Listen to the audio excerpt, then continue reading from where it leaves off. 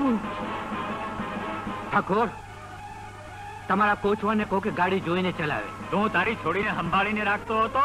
હું તારી હારે વાત નથી કરતો કે એમાં. અને હું માણસ હારે જ વાત કરું છું. અને આખા ગામમાં માણસો તમે એકલા જ છો ઠાકોર. કોની હારે વાત કરે છે અબલા? અંગ્રેજોએ પટ્ટા મેલેલા એક જાનવર હારે.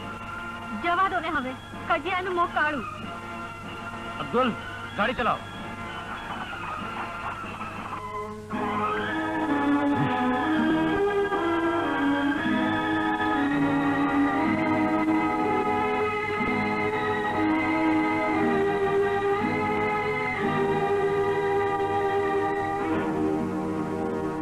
કેમલજી, શું થયું? શું થયું? શું થયું? કહું છું.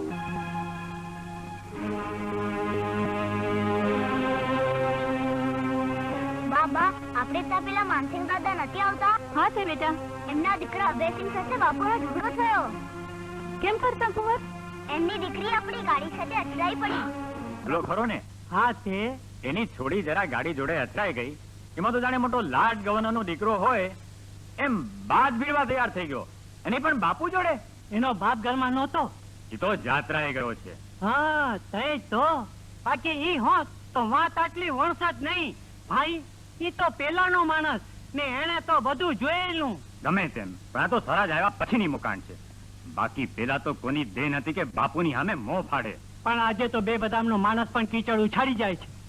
ભીખુબા, કીચડ સાફ કરતા મને આવડે છે.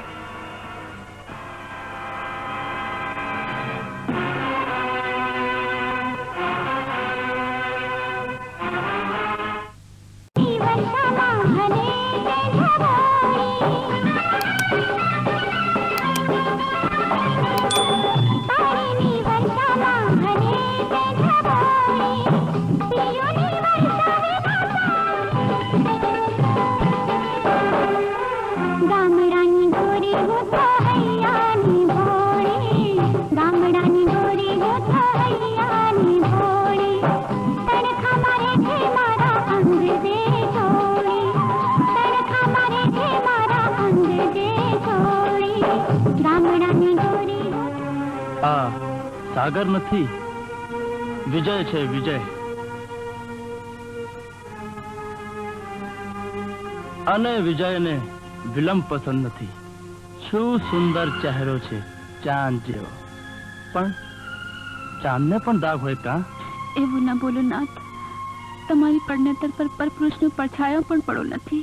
અંધારી રાતે પડછાયા હોતા જ નથી. તમે માનો છો એવું કાંઈ નથી. સાગર સાથે મારી કોઈ આડા સંબંધ ન હતા. એ મારો પડોશી હતો. તો હું ક્યાં કહું છું કે તારો પતિ હતો?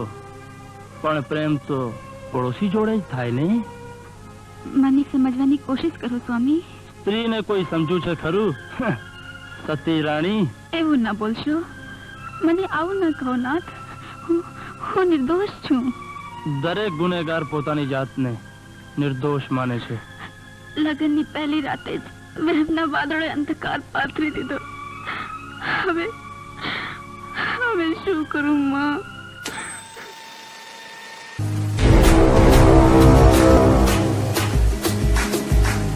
હેલો મિત્રો, વિડીયોમાં તમારું સ્વાગત છે. મિત્રો, ગુજરાતી ફિલ્મોના સુવર્ણ યુગ દરમિયાન 1980ના દાયકામાં ગુજરાતના સિંગલ સ્ક્રીન થિયેટરની બહાર આપણે કેટલા પણ આપણા સુપરસ્ટાર હીરોના પોસ્ટર જોયા. તેમાં અભિનય સમ્રાટ ઉપેન્દ્ર ત્રિવેદી કે પછી millennium mega star Naresh Kanodia, handsome અને એકદમ રૂપાળો ચહેરો ધરાવનાર રણજીત રાજ કે પછી ચોકલેટી રોમેન્ટિક હીરો અરવિંદ કિરાડ. પણ દોસ્તો, તેમાં આપણને એક પોસ્ટર અદી ઈરાનીનું પણ જોવા મળતું. અદી ઈરાની વિશે પણ આપણે વિડીયો બનાવેલો છે. લિંક હું ડિસ્ક્રિપ્શનમાં આપી દઈશ, ત્યાંથી તમે જોઈ શકો છો. તેમાંની 1988ની સાલમાં અદી ઈરાની અને બંદીની અભિનીત એક ફિલ્મ રિલીઝ થઈ હતી. ફિલ્મ હતી કુળ, કસુંબો અને કન્યા. ફિલ્મને ધારી એટલી સફળતા નથી મળી, પણ ગુજરાતી ચાહકોને તે ફિલ્મ વિશે જાણવાની તો જિજ્ઞાસા હશે જ. 1988ની સાલમાં રજૂઆત પામેલું ફિલ્મ કુળ, કસુંબો અને કન્યા, કમલેશ ફિલ્મ પ્રસ્તુત.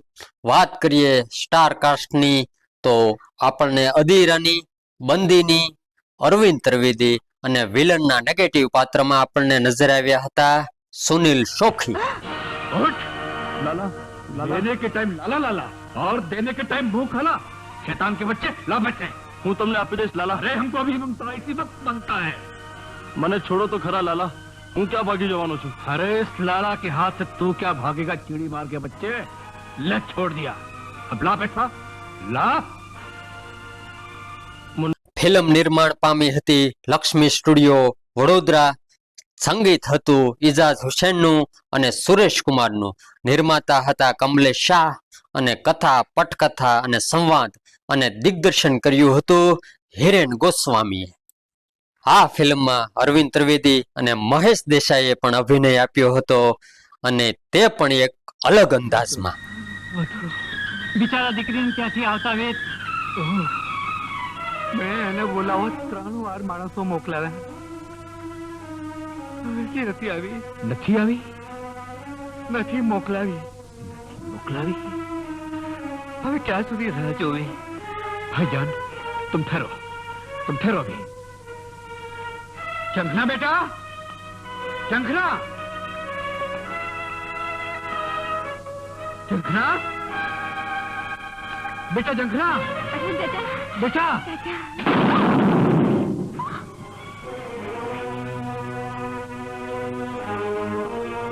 દરબારગઢમાં પૂછ્યા વિના પંખીએ પેસી જાય એ વીરભદ્રને પસંદ નથી લાલા। लाला किसी की पसंद नापसंद की परवाह नहीं करता ठाकुर। चलो बेटी। આ બે નાડીમાં હજી બે પરવાહો માટે એક ગોળી બાકી છે ખાન। દરબારગઢના ધણી તો માનવતા પરવારી ચૂક્યા છે ભાઈ। સાથે ચંદ્રકાંત પંડ્યા ને કોમિક રોલમાં દિનેશ હિંગુ આપણને જોવા મળેલા અને સાથે નયન ભટ્ટના આ અંદાજ તો ખરો જ। કુંવરપા, બોલ ચંપા, કેટલાય દિવસથી કઉ કઉ કરું છું પણ કેતા મારી જીભ ઉપડતી નથી। એવી તો શી વાત છે? વાત સાંભળતા પહેલા કાળજું કઠણ કરવું પડશે। દરબારની દીકરીના કાળજા કઠણ જ હોય ચંપા। તમે જેને મનવંદીના દેવતા માનો છો એના મનમાં બીજું જ કોઈ વસ્યું છે। કોણ છે? એ તમારા ઘરમાં જ છે। કોણ? ઝંખના ભાભી? હા હા, કોઈને વાત કરશો નહીં, નકર દરબારગઢના વહુવારું વગોવાશે। દરબારગઢના દીકરી હોય કે વહુ, પણ વગોવાતા પહેલા એને વેથી કરવામાં આવશે ચંપા। વટ વચન વ્યવહારનું બીજું નામ એટલે કુળ કસુંબો અને કન્યા।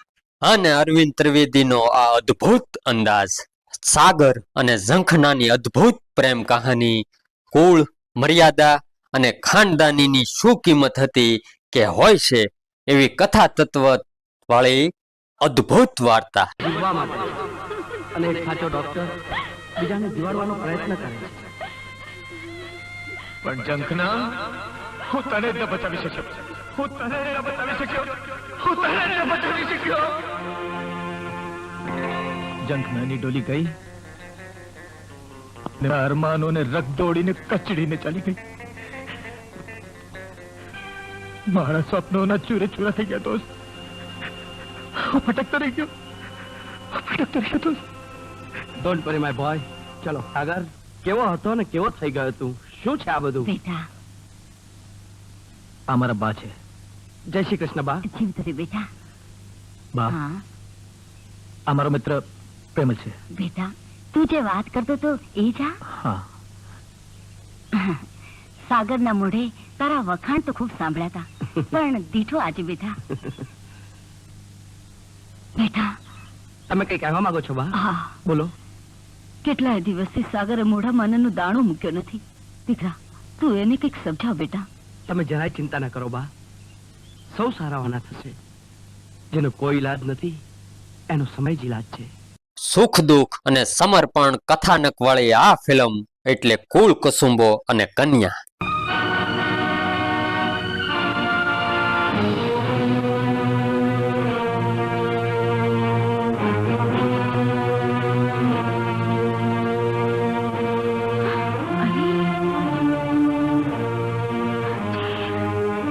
તમે રાજપૂત નથી, તમે રાજપૂત નથી, તમે રાજપૂત નથી, નકર થૂકીને ચાટક છે, થૂકીને ચાટક છે।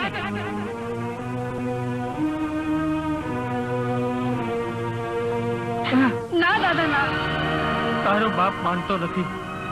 હું વચનથી બંધાયો છું કે આ મોટી જીવું દીકરી વચનના મુકાબલે મોતને મામૂલી સમજનાર માનસિંહ પરમારની પૌત્રી વેરી માય વાસ કરશે દાદા, વેરી માય વાસ કરશે. જાઓ દાદા જાઓ, ઘડિયા લગન લેવડાવો, લીલા તોરણે બંધાવો, દીકરીને પરણાવવાના ખોડ પૂરા કરો દાદા, ખોડ પૂરા કરો દીકરી. દાદા. આના પહેલા હદી ઈરાનીએ અને બંદીનીએ 2 ફિલ્મોમાં એક સાથે અભિનય આપ્યો હતો. તે હતી 1984ની સોગન છે તારી રાખડીના અને 1985ની ફિલ્મ ચૂંદડીની લાશ.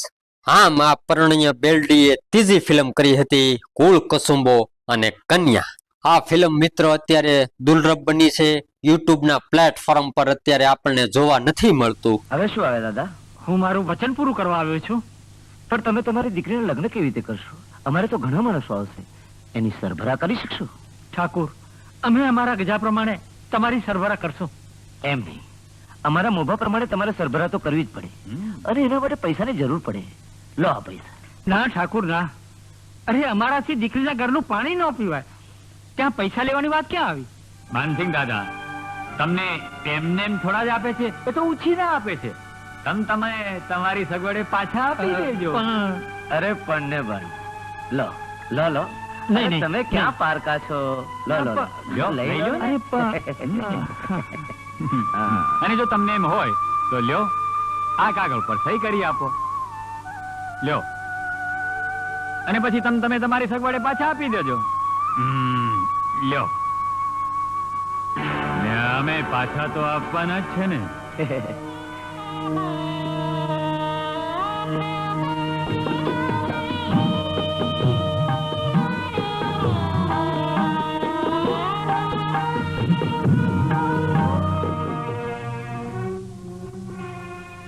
આના કરતા તો ન લાવ્યા હોત તો સારું થાત પરમાર.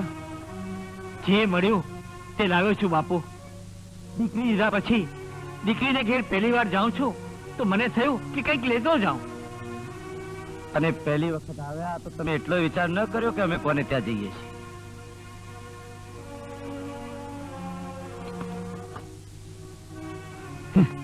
હાજર. અને આ હીરના ચીર.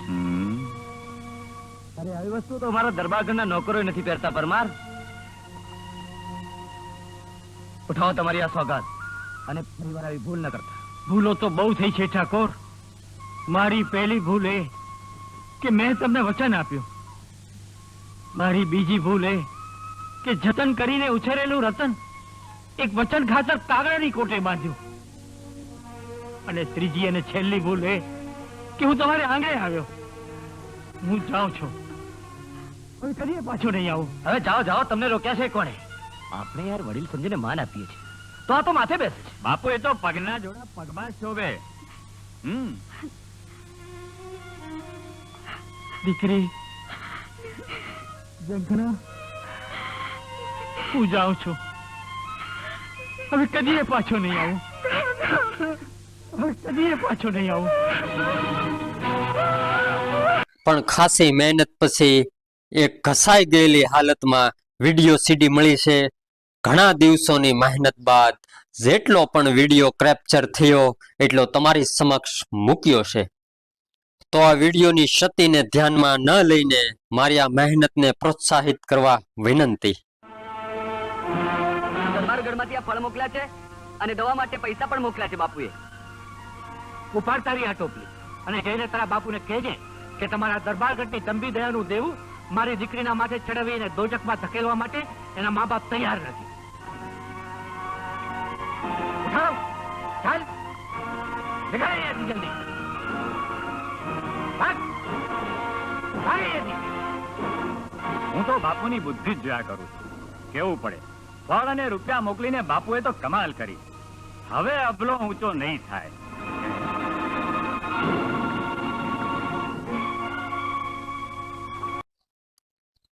તો દોસ્તો, કોણ કોણ ચાહકે આ ફિલ્મ થિયેટરમાં જોયેલી એ કમેન્ટ બોક્સમાં અવશ્ય જણાવશો. ને હા, ચેનલ પર નવા હો તો મારી ચેનલ ગુજરાતી ટોકીઝ ચેનલને સબસ્ક્રાઇબ કરશો. ધન્યવાદ.